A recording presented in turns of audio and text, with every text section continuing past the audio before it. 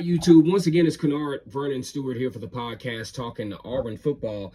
Down in Deep South, college football is king. And on the plains of Auburn, the battle cry is War Eagle. Go ahead and subscribe to Vernon Speak Sports Auburn. Hey, we are only 40 subscribers away from that 5K mark, that epic 5K mark. We've been doing this for a little while. I definitely appreciate the support and always appreciate the views and the likes and the comments in this channel. We got a few things to talk about tonight. And like I said before, it's always great to be an Auburn Tiger, War Eagle. Now, what we want to really dig into is Hugh Freeze as a new head coach. And we got to go back in history a little bit when we really talk about what are his chances of success at Auburn. Now you have a different element to the success rate at Auburn when you start to factor in teams that are coming from other conferences. You got two blue blood teams, Texas and Oklahoma, who will be entering the conference in 2024, which I think is going to be a very entertaining thing, to say the least, which is going to cause some scheduling shakeups.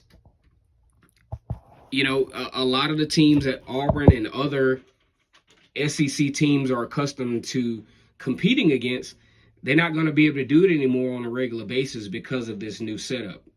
Auburn is looking at a situation to where there's a possibility that, you know, Georgia might not be a mainstay, which I think it will. I think the conference will, you know, do the right thing and make sure that, you know, Georgia and Alabama are mainstays for Auburn. But who's that third team going to be? Now, a lot of people were like, no, not Florida. I like Florida. I like the Auburn-Florida game. It's always a competitive game. But when you think about, you know, having to play having to play Georgia, Alabama, well, when you really think about it, it's no different than Auburn having to play Georgia, Alabama, and LSU and Texas. I mean, all these teams are good.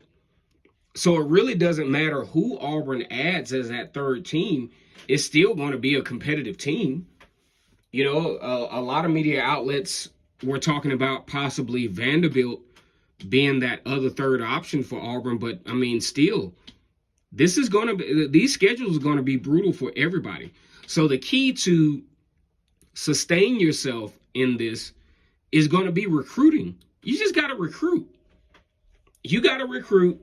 And you have to be prepared to be at least 2.5, at least, I mean, best case scenario, if you're in Alabama and Georgia who have done this over the past few years, be 2 to 3 deep, especially at the line of scrimmage, because that's where all the physicality goes down. So that's something that Auburn is definitely going to have to just live with. And the Auburn fan base is just going to have to live with. No matter who that third team is, it's going to be a team that you probably, at least in past times, wouldn't be favored to beat. I mean, hell, even Vanderbilt has snuck up on Auburn in years past. So there are no, you know, technical cupcake teams in the SEC. I'm pretty sure of course, you'll still have your 2 to 3 out of conference teams. What I'm thinking will happen is it will be more of a, you know, a lot of out-of-conference teams won't be welcomed as they were before, because you look at a situation like with Auburn where, well, I mean, because of contractual and scheduling agreements, they still have games going on against, you know, UCLA and Cal at least for the next couple of years. So you got some viable competition from out of the conference, Power 5 conferences. So it's still going to be tough. So to think that Auburn is going to have just this cupcake situation for that third team is probably not going to happen. Now, let's talk about Auburn and the past few coaches that have been there and what has been their fate. You look at a situation where back in the early 90s, Pat Dye wound up having to, you know, resign, had some probation issues. Terry Bowden walks in as the head coach, stumbles into an 11-0 season. Auburn probably was the best team in the country, probably would have won the national championship. Pat Dye had built Auburn up to that point. Terry Bowden sustained it for a few years and then stumbled into a 1-5 season his last year. And that season eventually went 3-8, where Terry Bowden eventually resigned as the coach. Then on boards Tommy Tuberville, who, unlike the last couple of coaches, didn't necessarily, he got off to a rocky start, but then built the program up to about 2008, and then things started to fizzle out, kind of like how Terry Bowden did. Then you had Gene Chizik, who had the kind of, the regular year that a head coach would have, especially in the SEC, and then catapults to the Auburn's first national championship since 1957, and then that thing fizzled out. It looked like they were going to get off to a good start the following year, then it fizzled out. Then on boards Gene Chizik. Then on boards Gus Malzahn, first year head coach. He's actually a part of the program during the 2010 national championship as an offensive coordinator. Many of the players that he had the opportunity to coach were still on the team. So you had an opportunity in 2013, first time in Auburn history, first time in a lot of programs' history, to where you could have had guys on that team that had 2 national championships fumble that in the final seconds of the Florida State game back in 2014, the last BCS national championship. And then Coach Gus Malzahn just couldn't get back to his level of success after that 8-5, and then he had the 10-4 season in 2017 and just couldn't live up to that. And I'll be honest, I was surprised he got fired. I really thought that Gus Malzahn would have had at least one more year, considering all things, but he gets fired right after the win against Mississippi State.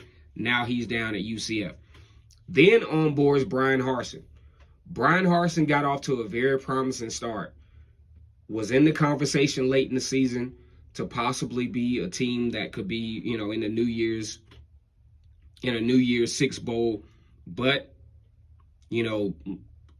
losing Bo Nix as a quarterback to injury, the dagger in the heart for many Auburn fans was the loss to Alabama, when it seems like Auburn had it in the bag. And then add insult to injury, losing the Birmingham Bowl to Houston.